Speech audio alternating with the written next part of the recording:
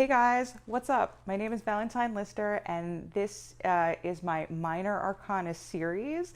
So in this video, we are going to cover the Eight of Wands. We're going to get deep into this card. We're going to go into the symbolism.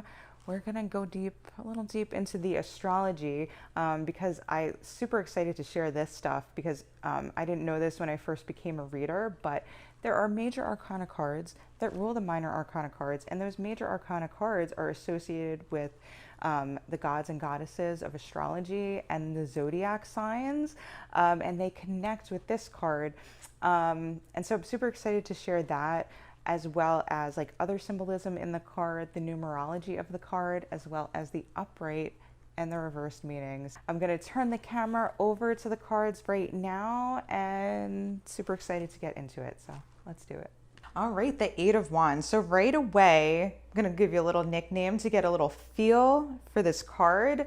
And this card I like to think of, I nicknamed fight or flight. It's all about reacting right away or information coming really quickly. Okay, so I'm going to get right into the major arcana rulers of the card, the astrology, because it really gives you a lot of background on the card where you're really going to get to know the card a lot better than you would if I was just like, this card means this, right? So you're going to know like the symbolism that goes with it. Okay, so this guy goes here. So the Eight of Wands represents Mercury, which is represented by the card the Magician in Sagittarius, which is the Temperance card. So that means that the Magician is representing the god Mercury. Like in astrology, we know about Mercury.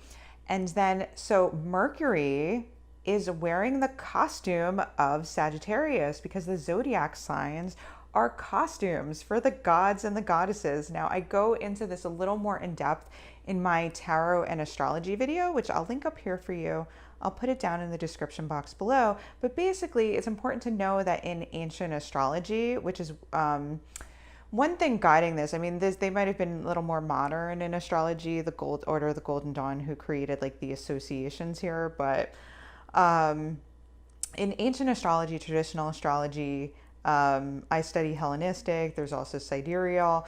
The focus was on the gods and goddesses, right? And you have like the traditional seven for the seven planets that you could see with your naked eye. And then the zodiac was these constellations. It was the costume going over that god or goddess. So it's like this costume that they wear to show up in everyday life. And so like these minor arcana cards, they're associated with what we call decans. So it's like on the chart, there's like these different degrees of each sign. You don't have to know too much about that, but basically this minor arcana card right here, the Eight of Wands, is showing us what it would look like in everyday life or everyday experience if Mercury showed up as Sagittarius. What would that mean for our life? And that's what we're seeing right here in the Eight of Wands. So it's interesting because both the Magician and the Temperance, their meanings are just very similar, except they're very different in a really important way. So the Magician and Temperance, the major arcana cards, both represent a god and goddess who travel through the realms of heaven, earth, and the underworld very quickly. So remember, right, the Magician represented Mercury, and so he's the messenger of the gods, who was like this trickster god who everyone loved. The Temperance card is associated with the goddess Iris, who this angel is not Iris, but these are her cups. This is the flower Iris, and this is like her path that she took like to Mount Olympus. So Iris was the cupbearer for the gods. And so she brought water from the river Styx of Hades, the underworld, to the gods of Olympus. So she brought like the water to Olympus, right? They would bless the water and make people drink it as like this truth elixir, to make sure they were telling the truth, because they would, like the gods or goddess would be like, I know you're lying, right? To this other like deity or person. And they would be like, drink this cup, like from the river Styx, from Iris, and they would have to tell the truth. So interestingly, like this is, here's where we get to the important difference, and it will tie into this card. So bear with me, like this all will tie into the Eight of Wands. But the Magician is associated with being a trickster and strategizing his moves. Temperance is associated with a goddess who helped get to the truth of the matter. So right away, there's a conflict in this energy showing up here, and that it shows one of the aspects of Mercury in Sagittarius in traditional astrology. Mercury is in its detriment in Sagittarius. It's not at home because here Mercury, the magician, he has to tell the truth. So he's definitely not as effective at what he does best, which is making deals or strategizing or playing games, which generally you have to have an element of hiding what you're really doing. And like, you know, because if people can see what you're doing, you know, they can react. So like Mercury is all about like, not tricking people into things, but not putting all of your cards out at once and just giving people little like clue or information at a time. Whereas Temperance, it's like, and Sagittarius, it's like all about like, I'm just going to tell you the truth and be straight with you. So there's a conflict in this energy. So if we look at the Eight of Wands, we're looking at simple, direct action. Okay. Focusing in on this card. Let's focus on this. So the Magician or Mercury can't play games here in this card. If he's thinking it, he's saying it. And so I'm going to bring this back. There's more symbolism. So there's not a ton of symbolism in the Eight of Wands to really bring in. We just have these wands, like, and it's a very like clear, clean picture.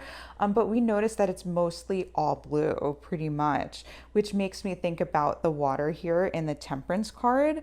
And also the other aspect is seeing these wands coming from above to below. The famous quote from Hermes Trismegistus, who's associated with this Magician card. It talks about as above, so below, bringing this information from the gods. But in the Magician, he's kind of, you know, looks like he's got a sleight of hand. He may be adding some additional info himself, tricking people, having a good time. And also we have Iris, who's bringing information like from above to below. So basically, like in this card here in the Eight of Wands, the action, message, or strategy is being inspired from the gods from above. The other thing I want to bring in, like from the Temperance card, we had Saint Michael here. I didn't really bring him in at all. I didn't bring in Sagittarius, so I will. Okay, so Saint Michael represents protection. So there's an element of this card of being protected by divine forces. And I also want to give a shout out to Sagittarius, the zodiac sign this card represents, who is also a truth teller as well as a wise teacher. And he told the truth, right? He searched for wisdom and the truth, but he was also this very body centaur who were known to get into bar brawls. So he probably could also handle himself in a fight as well. So there's this energy of having to fight, but at the end of the day, being protected by divine forces as well. So this card is really about direct action, honesty, communication, and being divinely guided, as well as protecting oneself. This card is associated with the number 8, so we're going to get into the numerology, and 8 represents the infinity symbol or lemniscate. It's associated with abundance, material prosperity, and worldly influence.